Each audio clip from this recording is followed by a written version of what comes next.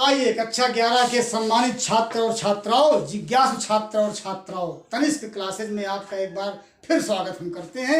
और सूरदास, महाकवि सूरदास की आज हम पद्य रचना की शुरुआत करने जा रहे हैं। बच्चों, पहला पद आपके पाठ्य पुस्तक का, उसको आज हम लेने जा रहे हैं। आइए, बहुत ही अच्छा पद है, विनय का पद है। सूरदास जी भगवान श्री कृष्ण से विनय कर रहे हैं, अपने लिए कल्याणार्थ विनय कर रहे हैं। एक प्रकार से आप कह लीजिए कि मंगलाचरण है। ये क्या है?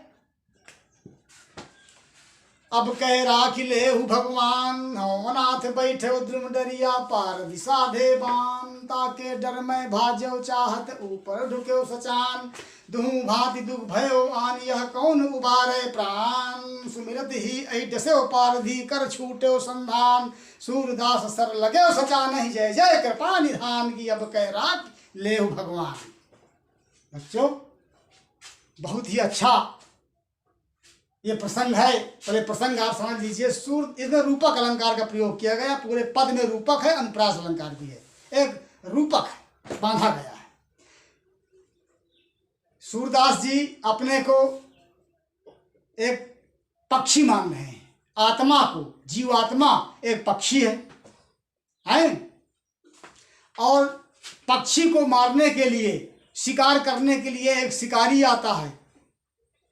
शिकारी जो है वो आ रहा है। पक्षी संसार रूपी डाल पर बैठा हुआ है। संसार रूपी डाल जो है, वृक्ष जो है, क्या संसार का वृक्ष है, इसमें ये जीवात्मा है। और काम, क्रोध, लोभ, मोह, ये सब शिकारी है। ये वध करने के लिए पक्षी का आते हैं। और फिर क्या होता है, जब पक्षी जीवात्मा देख लेती है चारों तरफ से घिरा अपने को, तो उड़ करके भागना चाहती है पक्षी रूपी जीवात्मा। तो ऊपर बाज मंडरा रहा। बाज क्या है?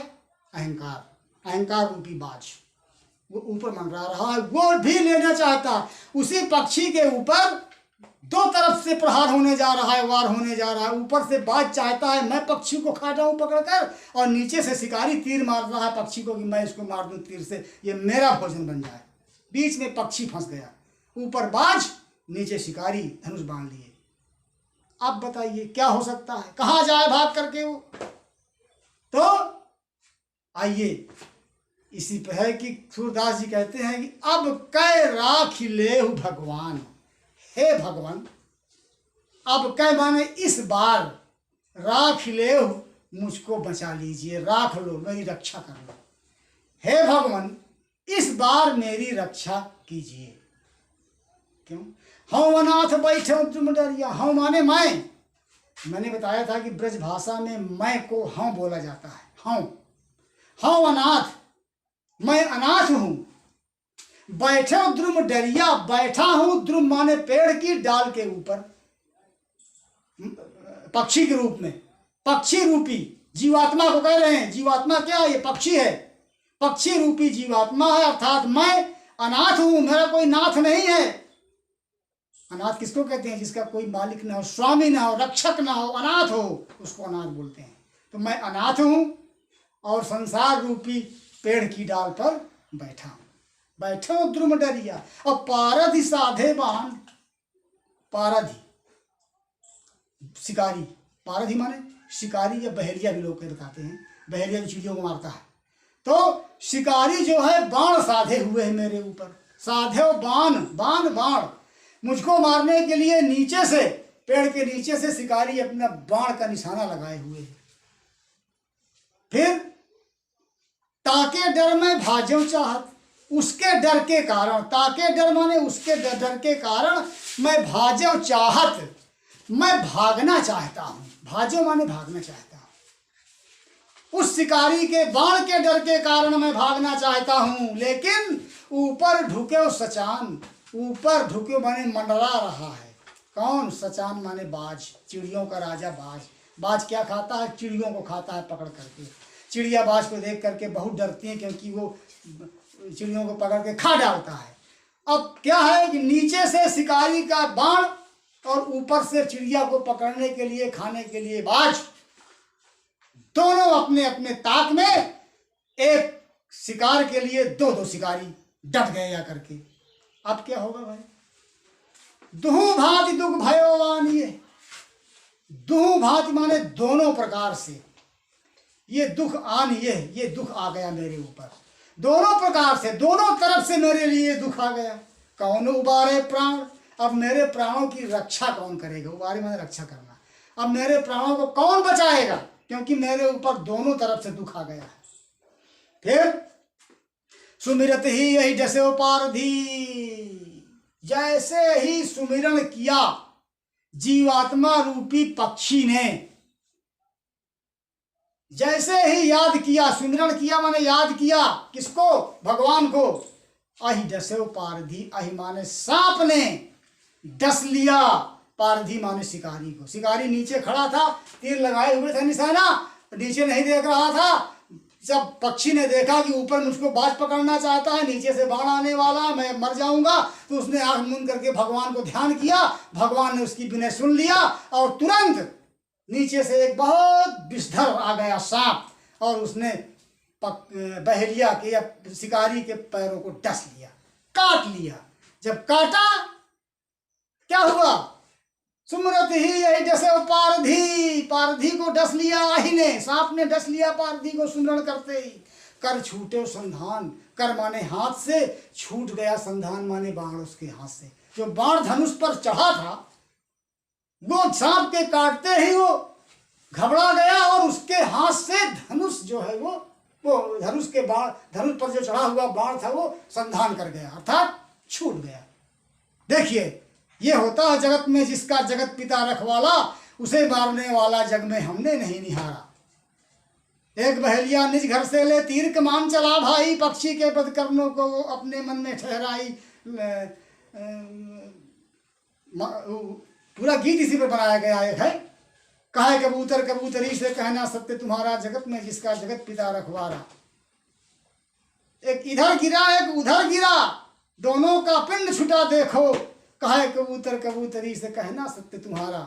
एक इधर गिरा, जब सांप ने काटा तो बाण छूटा, बाण का निशाना भी चूक गया। फिर क्या हुआ? सूरदास सर लगे सचाने, सूरदास जी कहते हैं वो सर जो था, जो बाण था, वो लग गया जाकर सचान के। सचान माने बाज, चिड़िया बीच में है, बाज जब बाण छूटा तो वो निशाना से चूका, चूकने के बाद जो निशाना वो शिकारी लगा रहा था चिड़िया के ऊपर, वो निशाना लग गया, सीधा बाण लगा जा करके सचान के ऊपर, अर्थात बाज के ऊपर। फिर क्या हुआ? जय जय कृपा निधान। सूरदास जी कहते हैं कृपा निधान, कृपा के भंडार, कृपा के सागर भगवान श्री कृष्ण की जय हो। उधर वो बाज गिरा, बाण लगने से मरा, इधर सांप के काटने से बहेलिया मर गया, बीच वाला वो पक्षी जिसकी मौत मंडरा रही थी वो साफ भगवान ने उसको बचा दिया, उसकी रक्षा कर लिया।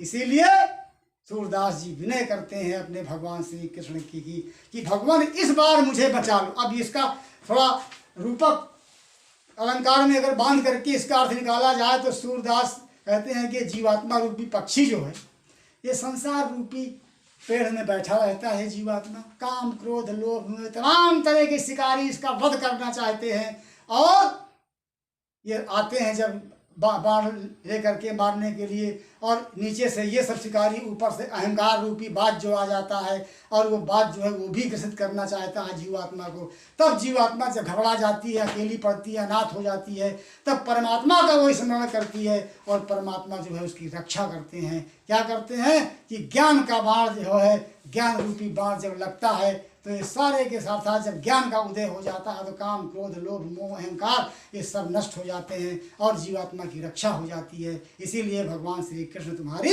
जय। बच्चों, ये विनय का पद है।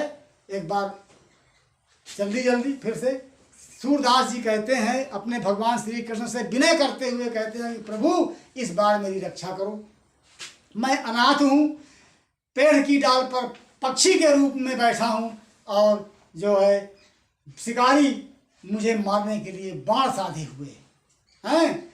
उसके डर से मैं भागना तो चाहता हूँ, लेकिन देख रहा हूँ कि ऊपर बात जो है मंडरा रहा है, वो भी मुझको पकड़ कर खाना चाहता है। मेरे ऊपर दोनों प्रकार से दुख आ गया है, अब मेरे प्राणों की रक्षा कौन करेगा? ये सुमरण करते ही नीचे से सर्प आता है और वो सर्प आकर के शिकारी के पैर में काट लेता है। इधर शिकारी गिर के मर जाता है। उसके हाथ से अचानक बाण छूट जाता है और वो बाण जा करके बाज के लगता है। उधर बाण के लगने से वो बाज गिर जाता है। दोनों की मृत्यु हो जाती है, शिकारी और बाज दोनों। और जो ये शिकार था अर्थात जो ये पक्षी था, ये बीच में बैठा, इसकी रक्षा हो जाती है। सूरदास जी कहते हैं कि भगवान श्री कृष्ण तुम्हारी जय हो। इसको लिख डालिएगा व्याख्या। और इसका संदर्भ सहित आपको लिखना है बच्चों। संदर्भ, प्रसंग, तब व्याख्या। संदर्भ आप अच्छे ढंग से लिखिए। अगर आप ना लिख सकें तो मैं बता दे रहा हूँ। अगर आपको पसंद आए तो ये संदर्भ को याद कर लीजिए, और नहीं तो फिर जो सामान्य रूप से लोग संदर्भ लिखाया करते हैं उसको आप जानते ही होंगे, लिखिए। संदर्भ मैं बता रहा हूँ। कविकुल कुमुद कलाधर, हिंदी साहित्याकाश के जाजुल्यमान नक्षत्रावलियों में से एक, सगुण भक्ति की कृष्ण भक्ति शाखा के प्रतिनिधि कवि, अष्टछाप में सर्वश्रेष्ठ और 1.25 लाख पद की रचना करने वाले महाकवि सूरदास द्वारा विरचित प्रस्तुत पद्य पुष्प की पंखुड़ियां हमारी पाठ्य पुस्तक सामान्य हिंदी में विनय शीर्षक के रूप में बिखेरी गई हैं। इतना संदर्भ है। आपको पसंद आए तो इसको लिख सकते हैं और उसके बाद व्याख्या कर लीजिए।